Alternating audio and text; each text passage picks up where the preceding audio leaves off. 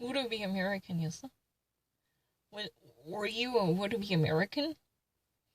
Paparazzo is a singular version. Tell the truth. We all know this, right? Not me only.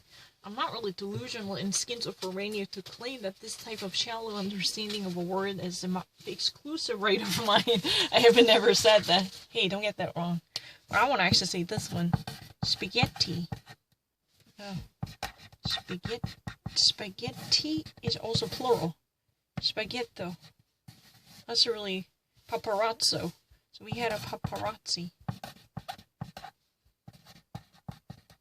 Paparazzi. Spaghetto, spaghetti.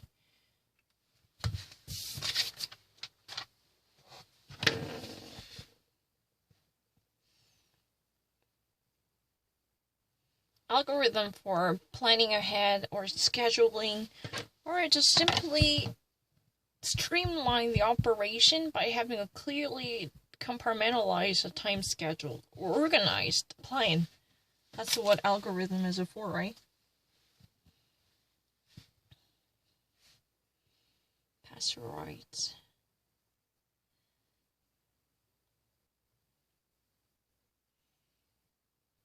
Heat food and orky harmful microorganism. Do you think I'm actually just guessing? And can I actually mention the French is a great scientist, Louis Pasteur. Louis Pasteur, even actually the greatest scientific institution in France, which actually, made an enormous contribution to HIV virus identification. The Pasteur, l'Institut Pasteur. Pasteur, the Pasteur Institution. That's what it is. Definitely named after the L'Oreal, Louis Pasteur. Sure. This is a microbiologist. So, when you actually go to America, you would actually notice that pasteurize. But some people really don't like pasteurized milk. It's organic, non-pasteurized, non-homogenized. Homogenized is just actually mix it together to have a very firm texture. There is no chunk because it would artificially churn out the milk. So no homogenized. But some people really like natural chunk of the milk because in that way it could be closer to containing the organics and minerals and vitamins coming from the original milk, the bio milk. So non-homogenized, non-pasteurized organic milk, that's normally way out of league for me. That's really expensive. Because if that would be cheap, it would be faster with the germs. You can never actually drink it. But if that would be cultivated in that way, it would have definitely doubled down on the cost increasing factors. It would have simply jack up the prices at the end of the day. Can I just solve it? No more explanation. Keep going. 난 하자. 설명하지 마.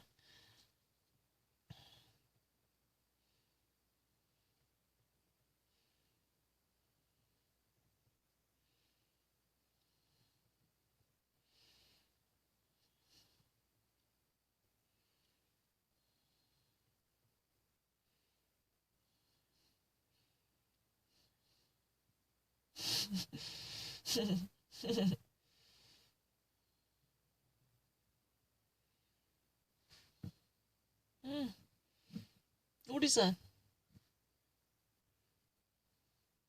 관심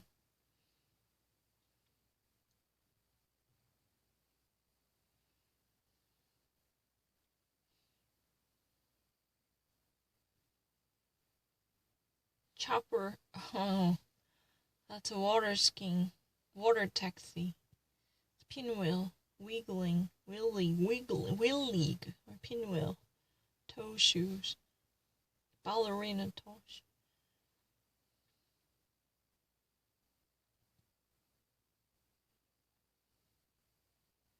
Oh, this is a really, there was a famous story. It's really from mythological legend, right? Isn't that one? There was a pyro who somehow bets everything one had eventually pull off a victory, but it's really similar to losing a war. You're like winning a battle but losing a war. Because eventually you in turn lost so many precious things you should have kept to simply to have a nominal victory. So this is really kind of vainglorious pride for feeling victory. Pyrrhic victory, I know. I read it. That's a more like from French. Chauvinism.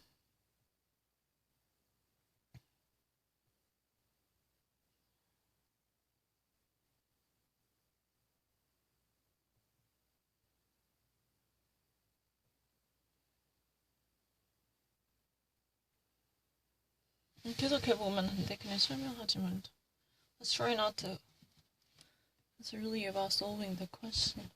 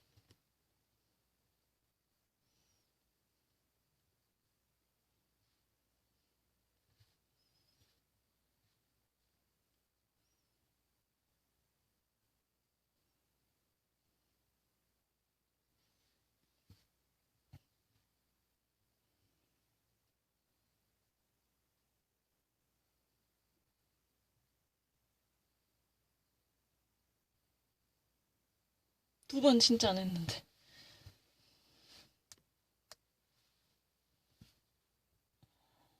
Helen T. Crenshaw. Horror.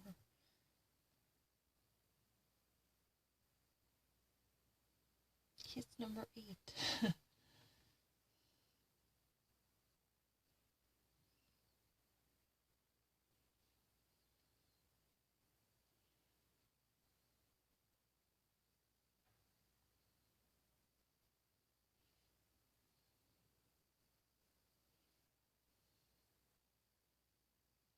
But in America, when you and I simultaneously say something, jinxed, they say that.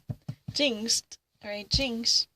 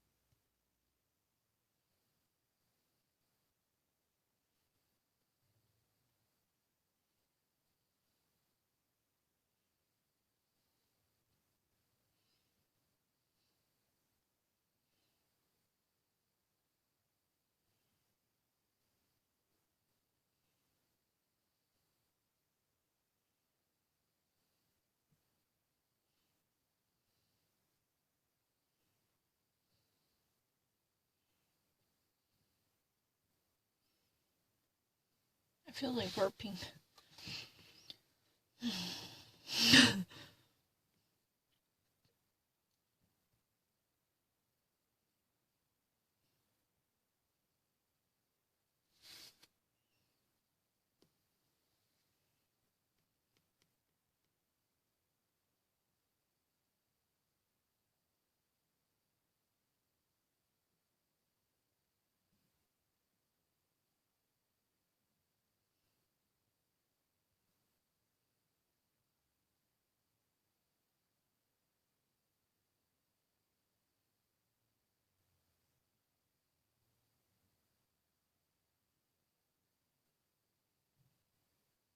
But I want to actually share this, if you don't mind.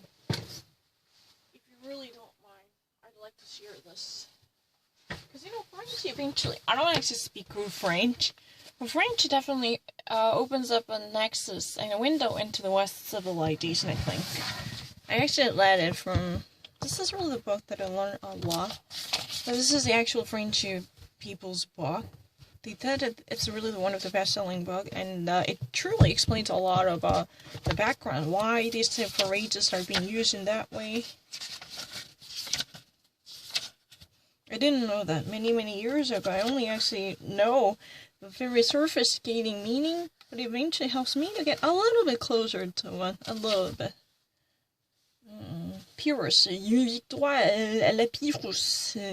938. Laissez-moi trouver ces mots, s'il vous plaît.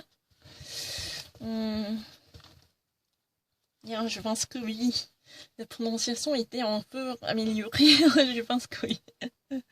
C'est bien. Hein? En 280 avant Jésus-Christ, Pyrrhus, roi d'Empire, mit transférer Héraclès aux Romains à Héraclès. Il a disposé d'une armée composée de 20 000 à 25 000 gens et d'une vingtaine d'éléphantes venus d'Inde. Au cours de ces batailles, ce sont ces deniers qui furent décisives car ils sémeraient la panique dans les rangs romains. Une bataille victorieuse de Pyrrhus heureux en 279 avant Jésus-Christ à Ascalon. Ces deux victoires lui ont coûté très cher, car Pyrrhus a perdu la majeure partie de ses soldats au point qu'il s'écriait « Encore une autre victoire comme celle-là, et je rentrais seul en pierre ».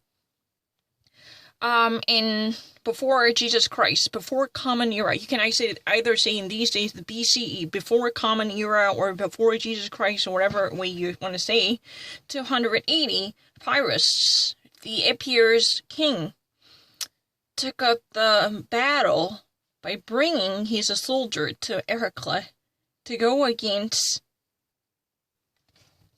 the enemy force, and there had been the ground soldiers up to 20,000 to 25,000. Yeah, it's really true. 20,000 to 25,000 men and dozens of elephants. Almost like 20 elephants coming to India. India is the current place of India, whose capital is New Delhi. Am I getting it correct? In the midst of the battle, that was really the last participant in the warfare.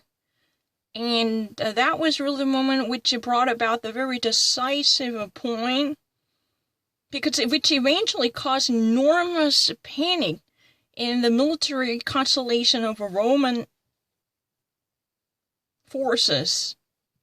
This new victorious surge, led by Pyrrhus, indeed took place in 279 before Common Era in Ascalon. But this victory, two consecutive victories, have cost him arm and leg indeed, because he had to take the brunt of this victory, nearly nominal, because Pyrrhus lost major part of his soldiers to the point of the pain, which he later depicted as, again, if I ever experienced this type of victory, then I would probably go back to the region alone. I would go home. On my way home, I would be alone with none of my combatants together. Because he was on the verge of having entire forces killed in a bleeding battle. I'm not really so sure how legitimate this document is. Et quelle que soit la phrase qui a réellement prononcé, si Pyrrhus avait effectivement battu le Romain, il ne s'est retrouvé plus qu'avec de nombreux l'empereur de son mère. Il n'y a pas de croix sans réjouir comme celui qui est non-jeu, même s'il y a vaincu de l'adversaire anniversaire dans quelques domaines qui se soit à se rendre compte qu'il y a finalement perdu beaucoup. And whatever this phrase really, in a real life, in a genuine sense, in a literal sense, this has been created to mean something. But one thing for sure, Pyrrhus had truly conquered the Romans with efficiency. However, he had to undertake enormous losses.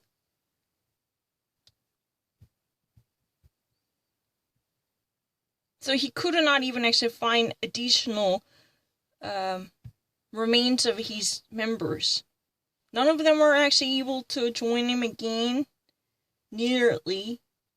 So even up to these days, when you use this expression, you somehow manage to pull off a brilliant victory against your enemy, wherever the domain might be. This is not restricted to one single case, but it just actually means, eventually, it's really similar to losing that battle because of the cost you have to undertake. Pyrrhus eventually had conquered and defeated and vanquished the Romans. However, it does not mean he somehow accomplished a clear, clean-cut victory, because he had to forego so many things. The majority of his compatriots that were killed and sacrificed, they could not manage to come back together. That's what it is. It's really interesting.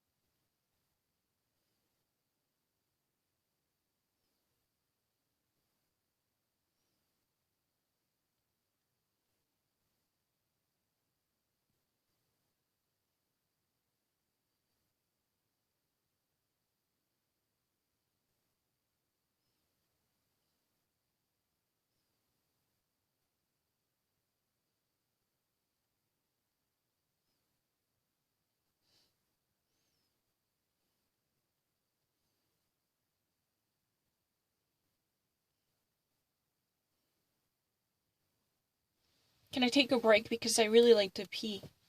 화장실 잠깐 좀 갈게요.